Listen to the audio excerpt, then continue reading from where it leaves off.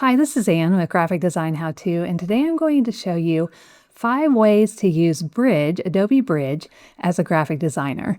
All right, let's get started.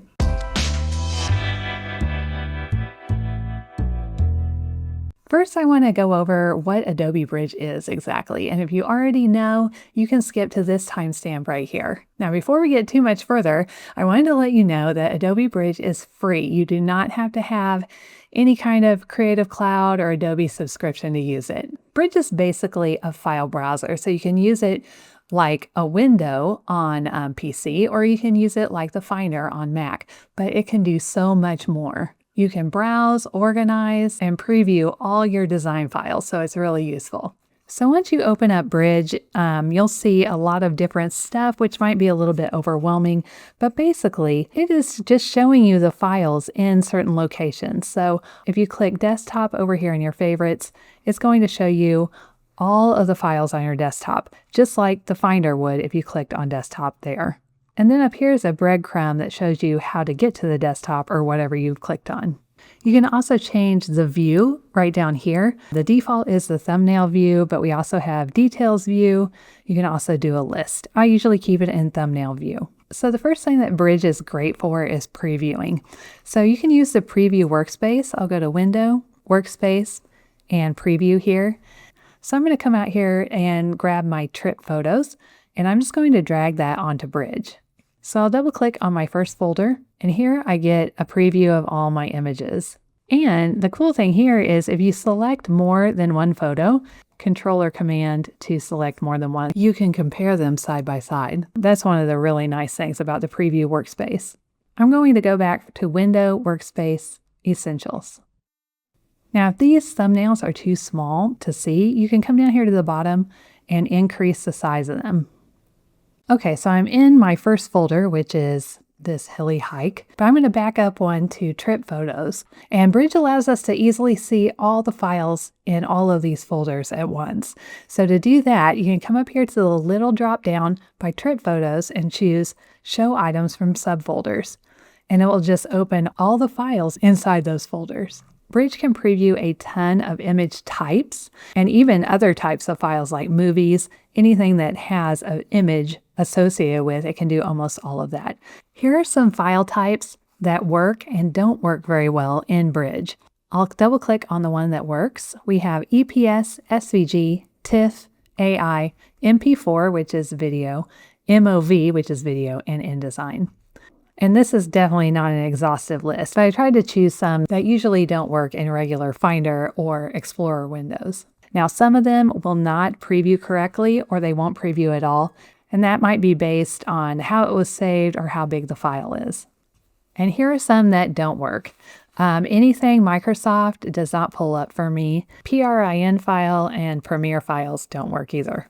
The second thing I love about Bridge is the ability to search for files. So let's say I wanted all the JPEGs in all of these folders. I could come up here to the search and type .jpeg and hit return or enter, and then it'll show me all the JPEGs in those folders. Or if I had AI files or EPS files, I could see just those files in all those folders. The third cool thing is that you can drag these into a program like Photoshop to open and edit them, even though they might be in separate folders. Let's say I know in my main folder I have an AI file somewhere in one of these folders, and it has like a heart off to the side. I can search for .ai, hit enter or return, and the only AI files I have are these three. This is an AIFC, which is an audio file. I can drag all these onto Illustrator, which will open each one of them, and then I can look for that heart off to the side. So here's the heart. So it's very easy to find something by searching by the file type. Number 4 is renaming files. I'm going to come out here and drag my trip photos folder into Bridge, and I'll just choose Show Items from Subfolders. Let's say I wanted to rename these first 10 files. You can select the files you want, then hit Shift Command R. That's Shift Control R on Windows, and this will open the batch rename. You can also access this by going to Tools and Batch Rename. I'll put some text at the beginning. I'll call this Trip. I'm going to have the year, month, and date. And actually, I want this to be before the text, so I'm going to click it and drag it above text. Now it'll be the date, then trip. I just want an underscore after the word trip. Actually, I could probably put that up there if I wanted to. And then we'll have a sequence number that is 2 digits. And then I don't need any more text, so I'm just going to delete that one. So you can always add more variables however you want it to be named. You can also change the destination folder, and I'm just going to make a copy of these to make sure that it's doing it right. I'll just start a new folder there and choose. I've got my compatibility set to Mac because I'm on a Mac, and then we'll rename. Okay, it did it really quick. Let's see what's in here. Okay, so now we have our date, trip_01, all the way down to number 9. So it's a really powerful renaming tool. I probably should have added spaces in here, but you get the idea. And then the last thing that is really cool is favorites and collections. So you saw the favorites over here. You also have a favorites in your Finder or Explorer window, but these won't match whatever's out there. So I just wanted to let you know these are separate.